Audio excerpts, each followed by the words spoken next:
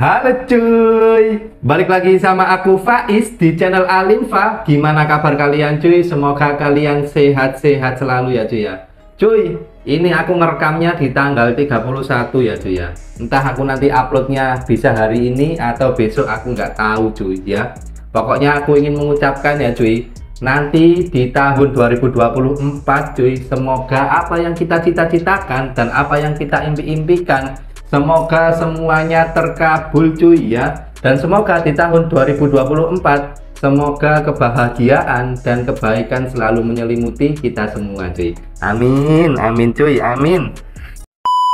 Di video kali ini cuy, aku akan membahas tentang kasus pembunuhan yang menghebohkan warga satu kampung cuy ya. Menghebohkan warga satu kampung dan membuat warga satu kampung itu trauma dan ketakutan berat cuy. Ibaratnya nih, kalau aku sama kamu tinggal di kampung itu cuy ya, mungkin kita nih nggak akan mau keluar rumah selama berhari-hari, bahkan bisa berbulan-bulan cuy. Karena saking menakutkannya keadaan waktu itu cuy, saking menegangkannya cuy ya. Warga kampung tersebut itu melihat kejadian yang nggak mereka ingin lihat cuy, dengan mata kepala mereka sendiri cuy ya. Mereka melihat ada seorang anak itu membawa kepala ayahnya cuy. Kepalanya aja ya, kepala ya, itu masih kelihatan nih, kerongkongannya itu masih gelantung-gelantung cuy ya. Dan daging-daging lehernya juga masih gelantung, penuh darah cuy, drodos-drodos atau netes-netes ya cuy, darahnya ya cuy. Itu dibawa keliling kampung dari satu rumah ke rumah yang lain cuy. Gimana nggak menakutkan cuy, gimana nggak trauma kalau lihat kepala seperti itu cuy. Gimana cuy caranya nggak trauma cuy? Pasti trauma berat cuy, pasti sangat menakutkan. Dan orang yang melakukan ini pasti juga sangat nggak masuk akal cuy, sangat gila cuy, sangat ngeri ya. Kejadian itu terjadi di Indonesia ya cuy ya, tepatnya di Desa Sendang Rejo, Kecamatan Sendang Agung, Kabupaten Lampung Tengah cuy ya. Si pelaku itu bernama Kukuh, berusia 31 tahun cuy.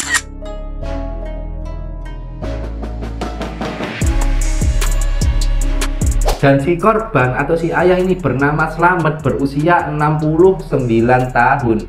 Si Kukuh cuy itu dikenal sebagai anak yang sangat berbakti cuy kepada kedua orang tuanya. Anak yang suka membantu dalam segala hal ya. Kan kedua orang tua Kukuh ini kan kerja di sawah ya, atau petani ya. Nah si Kukuh itu sering banget cuy bantuin panen, bantuin ngerabuk itu mupuk ya cuy, atau mengusir hama. Juga bantuin nyangkul, bantuin nanam tanaman, bantuin bawa bekal dan lain sebagainya cuy ya. Pokoknya Kukuh ini anak yang sangat penurut dan berbakti kan kepada orang tuanya ya. Tapi di sisi lain cuy, Kukuh ini tuh mengidap gangguan jiwa ya. Gangguan jiwa, di garis bawah ya nanti ya. Meskipun Kukuh mengidap gangguan jiwa, Kukuh ini tuh tetap tinggal satu atap bersama kedua orang tuanya cuy. Karena si kedua orang tua Kukuh ini tuh sangat sayang ya, sangat cinta sama si Kukuh. Mereka itu merawat Kukuh dengan sebaik mungkin, dengan harapan Kukuh ini dapat sembuh dan kembali normal cuy. Dan terbukti ya cuy ya, Kukuh ini bisa menjadi anak yang berbakti kan, anak yang suka membantu. Ya meskipun kalau kumat cuy, kalau kumat Kukuh ini bisa ngamuk-ngamuk gak jelas, sama bisa ngomong-ngomong sendiri gitu cuy, kayak wibu ya, meracau-meracau sendiri ya. Suatu hari cuy, Kukuh ini tuh keluar rumah cuy. Dia keluar rumah untuk mencari udara segar di sore hari. Ini disclaimer ya, Kukuh tetap melakukan kegiatan orang-orang normal pada umumnya ya. Kukuh itu nggak dipasung, nggak dikurung di dalam rumah, enggak ya. Kukuh tetap melakukan kegiatan normal meskipun dia mengalami gangguan jiwa. Oke, Kukuh keluar rumah sore hari untuk cari udara segar cuy. Saat dia keluar rumah cuy, dia tuh pas-pasan dengan seorang wanita yang dianggap Kukuh ini tuh sangat cantik. Ketemulah wanita ya. Nah, Kukuh noleh gini cuy. Habis itu ya berlalu begitu aja ya, nggak pakai ngobrol, nggak pakai kenalan. Besoknya keluar rumah lagi untuk belanja atau keluar rumah atau untuk cari angin, intinya kayak gitu ya. Pokoknya Kukuh keluar rumah ya. Nah, ketemu lagi cuy sama si wanita tadi. Lusanya cuy, lusanya pas-pasan lagi, lusanya lagi pas-pasan lagi, lusanya lagi pas-pasan lagi ya. Pokoknya sering banget cuy Kukuh ini pas-pasan dengan wanita tersebut. Hal ini cuy membuat Kukuh itu tertarik cuy dan merasa penasaran akan sosok wanita tersebut cuy ya. Akhirnya cuy Kukuh curhat kepada si ayah cuy. Dia curhat tentang apa yang terjadi dan apa yang dia rasakan cuy ya. Dia curhat ya, intinya kayak gini, ya ayah, aku kemarin ketemu ini aja, waktu ini aku ketemu cewek gini. Kayak gitulah intinya ya. Nggak tahu, pokoknya pakai bahasanya Kuku sama ayahnya di Lampung itu ya. Nah, si ayah juga menanggapi dengan enjoy banget sih. Sebagai orang tua yang baik, ayahnya menanggapi dengan enjoy kan. Oh ya gitu nak, gini nak, kayak gitu kan ya. Nah, tapi cuy, ada satu momen yang membuat si ayah ini tuh tercengang cuy. Tiba-tiba cuy, Kuku itu bilang kalau dia itu ingin menikahi wanita tersebut. Si ayah kan tahu cuy, Kuku ini gangguan jiwa, ya, gangguan jiwa. Nah, si ayah kan nggak mau cuy, Kuku ini menyusahkan orang lain, ya, merepotkan mertuanya atau pengantinnya nanti, kan nggak mau si ayah ya. Akhirnya cuy, si ayah ini nolak Kuku secara halus dan lembut cuy, agar hatinya Kuku ini nggak sakit, nggak terluka cuy. Intinya penolakannya itu berisi, saat ini belum saatnya Kuku menikah, tapi pasti suatu hari nanti Kuku pasti akan menikah. Intinya kayak gitu ya. Tapi cuy, Kuku nggak terima, Kuku marah cuy, dan pergi meninggalkan ayahnya begitu saja. Kuku ini tuh marah berat cuy, marahnya tuh nggak main-main cuy. Pokoknya dia nggak bisa kendalikan amarahnya sama sekali ya. Di sisi lain cuy, Kuku itu ingin ini let it flow aja, ya sudah biarin aja, nggak dibolehin ya sudah, aku tak lupakan. Tapi nggak bisa cuy, Kuku nggak bisa melakukan itu ya. Kuku nggak ada penyebab aja bisa ngamuk-ngamuk nggak jelas kalau lagi kumat. Apalagi cuy, ini ada penyebab keinginannya itu nggak dituruti. Akhirnya meledak-ledak cuy, amarahnya tuh meledak-ledak di dalam tubuh si Kuku. Hal itu cuy membuat Kuku itu menjadi anak yang penyendiri. Kuku kalau di rumah itu selalu mengunci dirinya di dalam kamar cuy ya. Di dalam kamar, entah dia main HP atau apa, nggak ada yang tahu. Pokoknya kalau keluar kamar ya, itu paling kalau ke kamar mandi, kalau makan, dan kalau berak cuy. Sama aja ya, sama kayak ke kamar mandi ya. Pokoknya kalau ke kamar mandi sama makan aja lah. Selain itu Kuku di dalam kamar cuy ya, dia mengurung diri. Kabarnya cuy, kabarnya ya, Kuku juga melakukan menyendiri itu di luar rumah cuy. Kabarnya Kuku melakukan kegiatan menyendirinya itu di sebuah gunung yang ada di daerahnya. Nah, ini aku riset di Google cuy ya. Aku nggak nemu itu namanya gunung apa. Tapi setelah aku riset lebih jauh lagi tentang geografis tempat tinggalnya si Kuku ya, ternyata di daerah tempat tinggalnya si Kuku itu cuy, itu geografisnya tuh perbukitan ya. Ada kebun karet, kebun coklat, ada persawahan dan perbukitan cuy. Nah, mungkin yang dimaksud gunung itu ya daerah-daerah perbukitan dan perkebunan itu ya. Anggap aja ya, karena aku nggak nemu lebih lanjut ya. Risetku ya sebatas itu aja ya. Kuku kan menyendiri di situ ya. Kabarnya cuy, itu dari pagi sampai petang Kuku baru pulang ya. Berangkat pagi pulang petang, berangkat pagi pulang petang.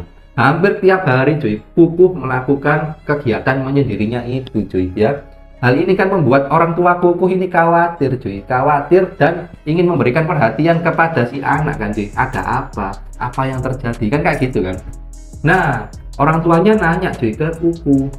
Intinya kayak gini, intinya ya, Kuku, kamu kenapa Bu? Kamu ada masalah apa? Coba cerita sama ayah ibu. Intinya kayak gitu. Kuku ini berlagak sok kuat sih, berlagak nggak ada apa-apa, berlagak kincana, tentong, teng. Ku menahan rasa sakit, kayak gitulah. Intinya kayak gitu ya. Pokoknya Kuku ini, aku nggak apa-apa, kayak gitu kan ya. Si orang tua yang mendengar jawaban itu ya nggak bisa maksa sih. Si orang tua Kuku ini menunggu Kuku sampai tenang dan bercerita dengan sendiri cuy. Di kegiatan menyendirinya Kuku itu cuy, Kuku itu mendapatkan bisikan goib. Bisikan goib cuy ya. Ini nggak tahu siapa yang bisikin Kuku, tapi isi dari bisikan itu cuy, bahwa Kuku dikabar-kabari dari bisikan ya. Kenapa kok si ayah nolak Kuku untuk menikah atau nggak mengizinkan Kuku untuk menikah? Itu karena si ayah Kuku itu mau nyantet si Kuku cuy.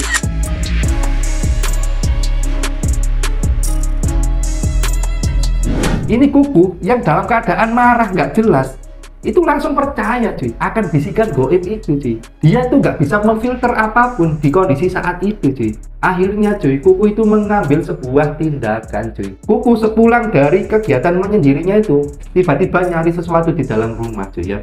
Nyari golok, dia nyari golok cuy. Kemudian golok itu diasah cuy sama si Kuku. Kuku itu kadang-kadang cuti ya dari kegiatan menyendirinya nih, dia cuti dulu untuk mengasah golok ya. Kuku itu ngasah golok itu di depan rumah cuy. Diasah goloknya, diasah di depan rumah. Itu hampir setiap hari Kuku melakukan kegiatan tersebut cuy. Nah, tetangga Kuku ini kan lihat kan, otomatis toh, karena kan di depan rumah. Itu kepo cuy. kepo dan nanyain si Kuku, Kuku kamu kok dungaren ku ngasah golok itu emangnya buat apa? Kayak gitu ya pertanyaan tetangganya. Kuku jawab cuy, dengan santainya Kuku jawab, enggak kok ini buat ngiris daging. Ngiris daging cuy, ngiris daging. Ini adalah clue yang diberikan Kuku atas kegiatan yang akan dia lakukan selanjutnya cuy. Tapi si tetangga ini kan nggak curiga kan, mungkin dia mikirnya kan ngiris daging kambing, ngiris daging sapi atau ayam. Tapi maksud si Kuku ini tuh berbeda cuy, berbeda. Sehari sebelum Kuku mengeksekusi ayahnya cuy, Kuku itu minta maaf cuy sama si ayah cuy ya. Dia minta maaf, nggak tahu motifnya apa cuy, entah dia mengurungkan niatnya ya, atau menyesali apa yang akan dia lakukan, atau cuy dia meminta maaf karena besok adalah hari terakhir ayahnya melihat dunia. Ini nggak ada yang tahu cuy. Si ayah yang mendapatkan permintaan maaf dari si Kuku, ya jelas merasa senang dong ya. Dia merasa hatinya begitu gembira. Anakku minta maaf ya, mungkin kemarin dia menyadari kesalahannya kayak gitu ya. Singkat cerita cuy, keesokan harinya ya, tanggal 22 Maret tahun 2021 cuy ya, Kuku akan mengeksekusi ayahnya cuy ya. Di hari itu kayak hari-hari biasa cuy, kayak hari-hari normal pada umumnya ya.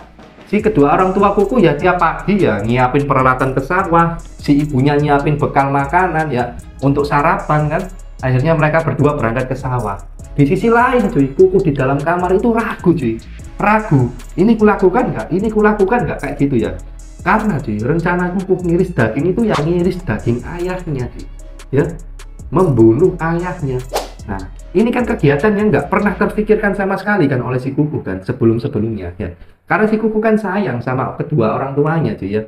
Jadi Kuku itu ragu, ini kulakukan nggak ya, apa aku lakukan aja, apa nggak kulakukan, kayak gitu ya intinya ya. Dengan perasaan ragu tersebut cuy ya, waktu kan terus berjalan hingga menuju siang hari cuy. Siang hari kedua orang tua Kuku ini tuh pulang cuy dari sawah. Seperti biasa kan orang dari sawah ya, siang-siang pasti pulang kan. Mereka pulang ya untuk beristirahat. Si ayah Kuku itu duduk di kursi di belakang rumah cuy. Jadi kursi itu kayak di warung cuy, ada mejanya gitu ya. Dia duduk bersantai gitu ya. Nah si ibu itu membawakan makanan sama minuman untuk dimakan oleh si ayah ya. Habis bawain makanan cuy, si ibu ini tuh pergi mandi untuk membersihkan badannya cuy. Kuku cuy yang mengetahui kedua orang tuanya sudah pulang, itu yang sebelumnya ragu tiba-tiba langsung ini loh cuy, langsung sigap. Kalau bahasa Jawanya tuh langsung tegen ya cuy ya, tegen atau langsung siap lah. Dia nggak ragu-ragu lagi cuy.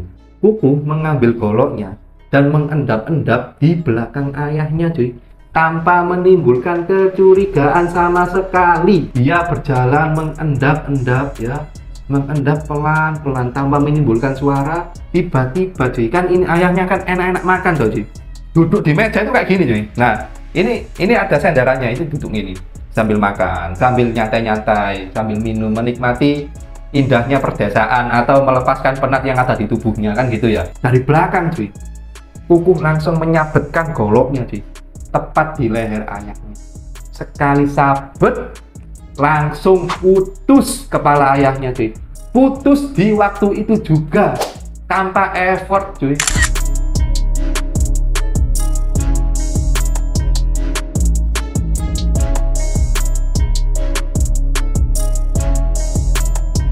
Tanpa kekacauan keributan ya, langsung putus cuy. Ayahnya ini nggak tahu menang, tiba-tiba kepalanya terlepas. Nah otomatis kan lehernya badan ke leher ini kan ngeluarin darah cuy, ngeluarin darah mengucur deras kan ya. Kepalanya terlempar beberapa meter dari tubuhnya cuy ya. Kepalanya juga mengeluarkan banyak sekali darah cuy, hingga di tempat itu terbanjiri darah cuy. Di mejanya, di makanannya tuh, piring-piringnya tuh penuh darah cuy, di kursi-kursinya ya. Kuku cuy mengetahui kepala ayahnya sudah terpotong itu merasa sangat lega cuy. Dia merasa seseorang yang ingin menyantetnya sudah dibunuhnya, sehingga dia nggak dapat disantet lagi kan, kayak gitu kan. Tiba-tiba Kuku ini tuh berinisiatif cuy. Dia ambil karung putih, kepalanya dimasukin karung cuy. Kuku ambil sepeda motor dan keliling kampung cuy ya, pakai sepeda motor ya. Dia keliling kampung sambil bawa karung yang isinya kepala. Terus ada orang di depan rumah ya, oi bapakku mati, oi bapakku mati, ya gitu cuy kuku. Nah tetangga yang nggak percaya kan otomatis kan nyamperin kuku kan, ada apa bu kan kayak gitu ya. Nah, ini loh woi bapakku mati, dilihatkan cuy, otomatis menjerit cuy, tetangganya langsung kabur dan lari kan. Dia melihat kepala cuy di dalam karung ya, itu mereka langsung berhamburan cuy. Terus kuku melanjutkan lagi cuy, keliling lagi, bapakku mati, bapakku mati. Habis itu tetangganya lihat lagi, ketakutan lagi, sampai dibuka gini cuy, kepalanya diambil dibuka cuy ya. Itu tetangga-tetangga pada lihat cuy, kan heboh banget cuy ya, heboh sekali, rame banget cuy. Para warga ini berlari dan ketakutan, dan juga ada yang kepo yang lihat-lihat kuku itu ya. Nah cuy, di waktu yang bersamaan si ibu kan lagi mandi. Terus selesai mandi toh, di kamar kan ganti baju dan lain-lain kan. Si ibu kuku itu mendengar keributan itu cuy ya. Si ibu otomatis kan keluar rumah kan. Dia kan kepo, ini keributan apa kan gitu kan. Si ibu keluar rumah itu lewat pintu belakang. Ini kayaknya cuy ya, kayaknya kebiasaan orang-orang rumahnya kuku itu keluar masuk rumah itu dari pintu belakang cuy ya. Itu memang sering ada cuy. Di daerah-daerah tertentu itu memang ada orang-orang yang memang jarang pakai pintu depan tapi paling sering pakai pintu belakang, itu memang ada ya. Ibunya kuku keluar dari pintu belakang cuy. Itu dia melihat darah berceceran cuy. Melihat suami yang beberapa menit yang lalu lagi menyantap makanan yang dihidangkannya, itu sekarang sudah tanpa kepala. Dia menjerit sekeras-kerasnya cuy. Dia ketakutan, dia menjerit hingga cuy, tetangga-tetangga tadi yang berlarian, yang kepo terhadap apa tingkahnya kuku ini ya, itu nyamperin si ibunya kuku cuy. Kira ibunya kuku ini kenapa-napa cuy. Nyamperin dan cuy, tetangga juga kaget cuy dengan apa yang dilihatnya. Akhirnya cuy, si ibunya kuku ini tuh ditenangkan cuy, ditenangkan oleh tetangga-tetangganya ya. Tetangganya kuku ini juga sigap cuy, segera menghubungi anggota Babinsa dan anggota kepolisian terdekat ya cuy ya. Dihubungilah oleh tetangga-tetangga itu. Aparat-aparat ini datang dan bekerja sama dengan para warga cuy untuk menenangkan kegilaan si kuku cuy ya. Para warga ini kan sudah nggak kondusif ya, mereka berlarian ketakutan. Si kuku ini malah kesenangan cuy, keliling kampung. Akhirnya kerjasama aparat dan warga itu untuk menghentikan kuku itu berhasil cuy ya. Nggak tahu diapain, pokoknya kuku ini dilumpuhkan dan dihentikan aksinya cuy ya. Akhirnya cuy, kuku ini diamankan ke kantor polisi cuy. Para warga dan sisa aparat yang ada di situ cuy itu segera menyatukan kepala dan tubuh ayahnya kuku lalu dimakamkan cuy.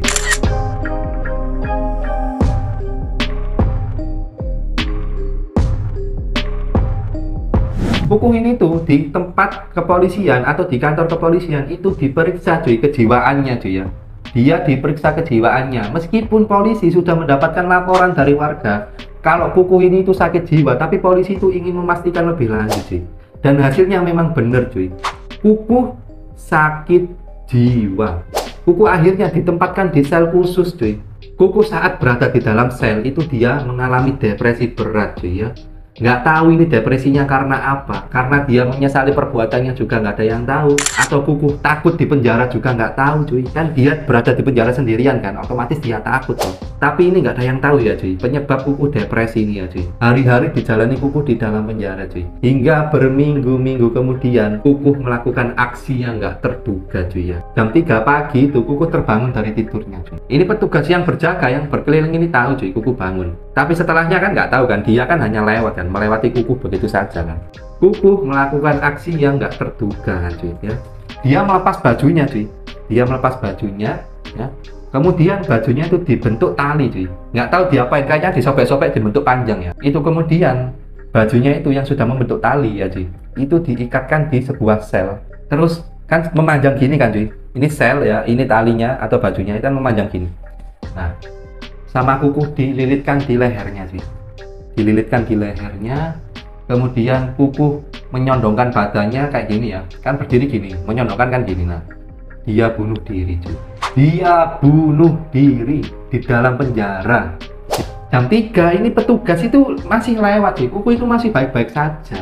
Jam 4 cuy, petugas kaget cuy melihat CCTV, sudah tidak ada, sudah nggak bernyawa si kuku cuy. Aku nggak tahu ya, aku nggak bisa ngomen apapun ya terhadap kasus ini ya, karena kan memang ini kan si kuku gangguan jiwa ya. Tapi aku berdoa cuy, semoga ayahnya kuku dan si kuku itu mendapatkan tempat terbaik di sana ya cuy ya, karena aku kasihan banget cuy dengan mereka-mereka ini cuy. Dan semoga cuy ya, si keluarganya Kukuh mendapatkan ketabahan atas musibah yang terjadi cuy ya. Semoga mereka sabar dan kuat selalu ya cuy ya. Oke kalau gitu ya cuy ya, sudah selesai kasus yang ingin ku ceritakan pada kamu ya cuy. Jangan lupa subscribe cuy, jangan lupa subscribe ya. Karena cuy, dengan subscribe kamu bisa mendukung channel ini untuk terus berkembang cuy. Dan kamu bisa jadi majikanku cuy, aku jadi babumu ya. Dan jangan lupa like, komen, dan share video ini ke teman-teman kamu ya cuy. Semoga kamu suka dengan konten-konten yang aku suguhkan cuy. Terima kasih cuy, terima kasih banyak sudah menonton ya. Aku ingatkan lagi, jangan lupa subscribe cuy ya. Terima kasih, bye-bye.